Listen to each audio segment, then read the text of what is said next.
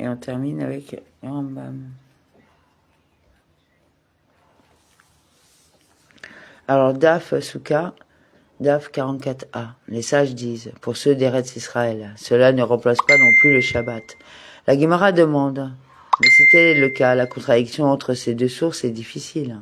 Car cela est enseigné dans une Mishnah. Tous les gens amènent leur lulavim au mont du temple le vendredi. Et il a été enseigné dans une autre Mishnah, qu'ils amènent leur lulavim à la synagogue. Et nous avons résolu cette contradiction comme suit.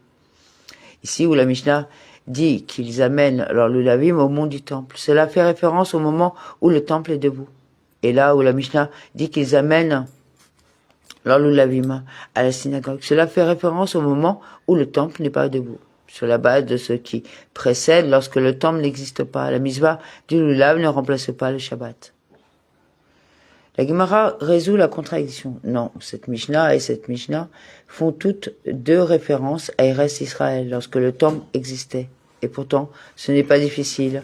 Ici, lorsque la Mishnah dit qu'ils amènent leur lulavim au mont du temple, elle fait référence à la procédure en vigueur dans le temple. Et là où la Mishnah dit qu'ils amènent leur lulavim à la synagogue, elle fait référence à la procédure en vigueur dans les zones périphériques du reste d'Eretz Israël. Vous le savez, quand le mois était établi. Cependant, aujourd'hui, ni dans la diaspora, ni en Eretz Israël, la misva du lulav ne prévaut sur le Shabbat. Abéi dit à Rabat. Qu'est-ce qui est différent dans le lulav, de sorte que nous accomplissons la misva 7 jours en commémoration du temple, et qu'est-ce qui est différent dans la branche de saule pour que nous accomplissions pas la misva des 7 jours en commémoration du temple? Rabat lui dit, puisqu'une personne remplit son obligation avec la branche de saule dans le lulav, aucune commémoration supplémentaire n'est nécessaire. Abéi lui dit, ce n'est pas une réponse satisfaisante, car il accomplit cette action en raison de la misva de prendre le lulav et les autres espèces. Et si vous dites qu'il lève la branche de saule liée au lulav pour accomplir la misva des 4 espèces, puis la lève à nouveau en commémoration de la branche de saule dans le temple, les actions accomplies quotidiennement ne sont-elles pas une preuve que nous ne faisions pas, puisque personne ne lève le lulav 2 fois? Rav Zedin a dit au nom de Rava, puisque la misva du lulav est une misva selon la loi de la Torah. Nous l'accomplissons 7 jours en commémoration du temple, même aujourd'hui. Puisque la misva de la branche de saule est une misva selon la loi rabbinique, nous ne l'accomplissons pas 7 jours en commémoration du temple. La Gemara demande, conformément à l'opinion de qui Rava a-t-il dit cela? Si nous disions que Rava a dit que cela conformément à l'opinion de Rava, Shaul n'a-t-il pas dit qu'il est écrit saule de la rivière, c'est-à-dire au pluriel, indiquant que 2 branches de saule, une pour le lulav et une pour le temple? Selon lui, la misva de la branche de saule dans le temple est également une misva selon la loi de la Torah. Si Rava a dit que cela conformément à l'opinion des rabbins, ils ont appris cela comme une halara transmise à Moïse depuis le Sinaï, comme Rabbi Azi a dit que Rabbi Yohanan a dit au nom de Rabbi Nia, de la vallée de Beth. Hortan, la halara des 10 jeunes d'arbres, la misva de la branche de saule dans le temple et la misva de la libation d'eau sur l'autel pendant la fête de Sukkot sont chacune une halara transmise à Moïse depuis le Sinaï. Au contraire, Rav Zévid a dit au nom de Rabat, en ce qui concerne la misva du lulav dont le fondement est explicitement écrit dans la Torah. Dans la région éloignée, nous l'accomplissons pendant 7 jours, en commémoration du temple. En ce qui concerne la misva de la branche de saule, dont le fondement n'est pas explicite écrit dans la Torah.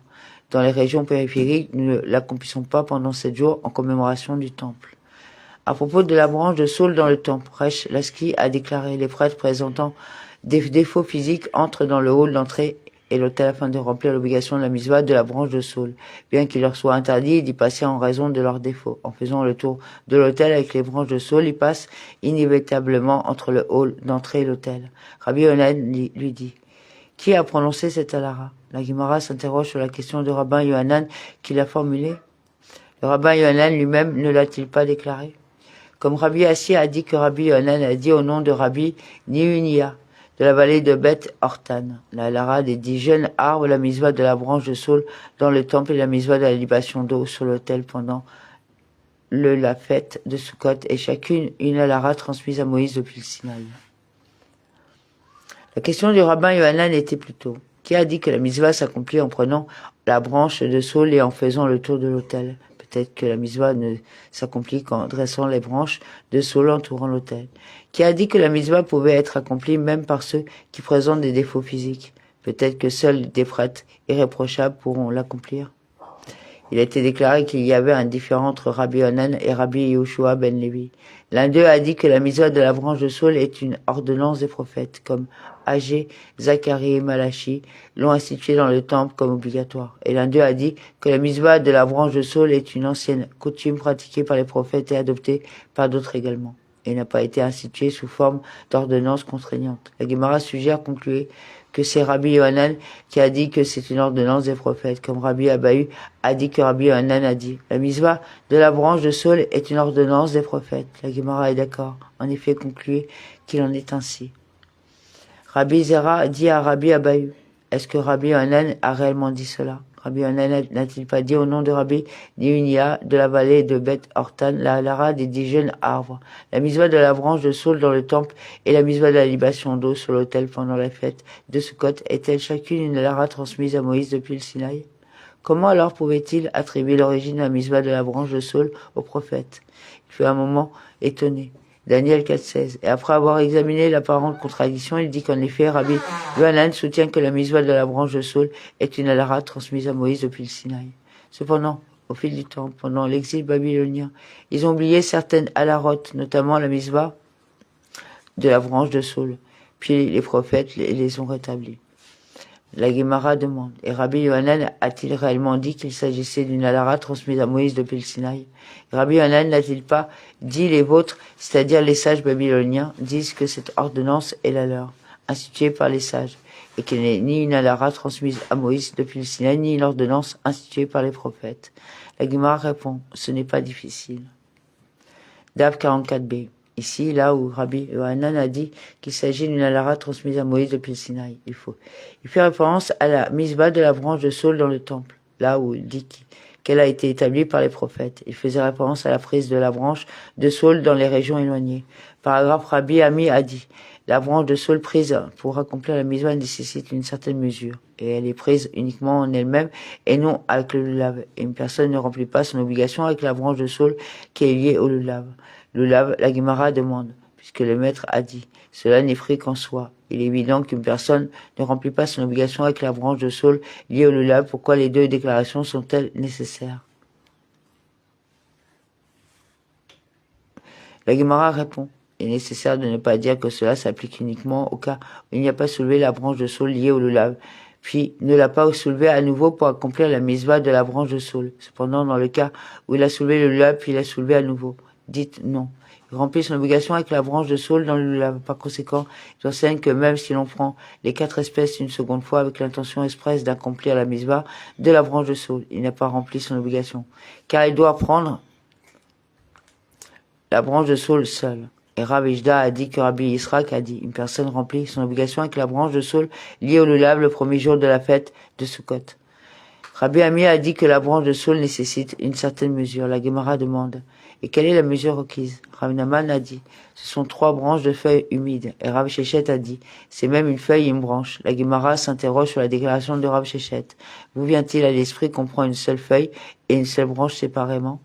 Modifiez plutôt la déclaration de Rav Shechet et dites, on remplit son obligation même avec une feuille sur une branche.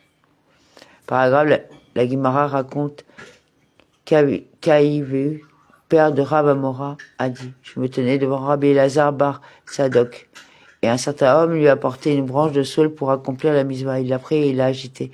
Il l'a agité et n'a pas récité de bénédiction. Cela indique qu'il considère que la mitzvah de la branche de saule est une coutume des prophètes et qu'elle est donc accomplie sans bénédiction. De même, la Gemara raconte qu'Aïvu et Iskia, fils de la fille de Rab, apportèrent une branche de saule devant Rab pour accomplir la mitzvah. Il l'a agité et n'a pas récité de bénédiction. Cela indique que lui aussi considère que c'est une coutume des prophètes. À propos de l'échange entre Évu et Rabbi Elazar bar Zadok, la Gemara, c'est une autre halara qui a été transmise de la même manière. Évu a dit, je me tenais devant Rabbi Elazar bar Zadok. Et un certain homme est venu devant lui et lui a dit, j'ai des villages, j'ai des oliveraies, et j'ai des olives. Et les villageois viennent biner les oliveraies pendant le congé sabbatique. Année et manger des oliviers. Est-il approprié ou inapproprié de permettre que cela continue? Il lui dit, c'est inapproprié, ainsi que l'homme le quittait et continuait son chemin. Rabbi Elazar bar Tzadok dit, cela fait déjà 40 ans que je réside dans ce pays, je n'ai vu personne marcher dans un chemin aussi droit que cet homme. L'homme revint vers Rabbi Elazar bar Tzadok et lui dit, que dois-je faire pour améliorer la situation? Il lui dit, déclare les olives sans propriétaire pour les pauvres et donne les pièces du pérotote aux olivriers salariés en guise de paiement pour biner les oliveraies. La Gemara demande, le binage des oliveraies est-il autorisé pendant l'année sabbatique? Mais n'a-t-il pas été enseigné dans un Beretta qui est écrit, mais la 7e année, tu ne laisseras en repos et en jachère, Exode 23:11. Ce qui veut dire que tu le laisseras reposer après le binage et que tu le laisseras en jachère après avoir déblayé le champ de roche. Apparemment, le binage est interdit pendant l'année sabbatique. Ukva bar Rama a dit, il existe 2 types de binage, l'un dont l'objectif est de colmater les fissures du sol et l'autre d'améliorer la santé des arbres. Il est interdit d'améliorer la santé des arbres. Le colmatage des fissures est autorisé car il s'agit simplement d'empêcher les arbres de mourir et non d'accélérer leur croissance. Une halara supplémentaire a été transmise de la même manière. Et vu a dit au nom de Rabbi Elazar bar Tzadok, une personne ne devrait pas marcher la veille de Shabbat sur plus d'une distance de 3 parasans par Saot. Il doit plutôt arriver suffisamment tôt à l'endroit où il séjournera le Shabbat pour être sûr d'avoir des repas préparés pour le Shabbat. Rab Kahana a dit, nous avons mentionné cette restriction uniquement dans le but où il retourne chez lui. Cependant, s'il va dans une auberge, il compte sur la nourriture qu'il a emportée avec lui. Comme il ne peut pas espérer trouver un logement avec de la nourriture, il apporte de la nourriture en quantité suffisante pour ses besoins. Il lui est donc permis de parcourir une plus grande distance. Certains disent que Rab Kahana a dit cette restriction selon laquelle on ne peut pas parcourir une distance de plus de 3 parasanges la veille de Shabbat était requise même pour celui qui se rendait chez lui. Et à plus forte raison pour celui qui se rendait dans une auberge, car il ne peut pas supposer qu'il y trouvera de la nourriture. Rav Kahana a dit, il y a eu un incident qui s'est produit avec moi lorsque j'ai parcouru une certaine distance pour atteindre ma maison. Vendredi, je n'ai même pas trouvé de petits poissons frits des harsénas à manger dans la maison. Il faut préparer le Shabbat bien avant le début du Shabbat. Paragraphe, la Mishnah continue. Comment la mitzvah du lulav s'accomplit-elle dans le temple lorsque le premier jour de la fête tombe le Shabbat? La Mishnah explique ensuite comment les serviteurs disposent leur lulavim sur le banc du temple. Le Tana qui récitait les Mishnayot dans la salle d'études enseigna une version de la Mishnah devant Rav Naman. Les serviteurs les disposent sur le toit au-dessus du banc du temple. Rav Naman lui dit. Donc on continuera demain pour la suite. Amen. Bonne soirée.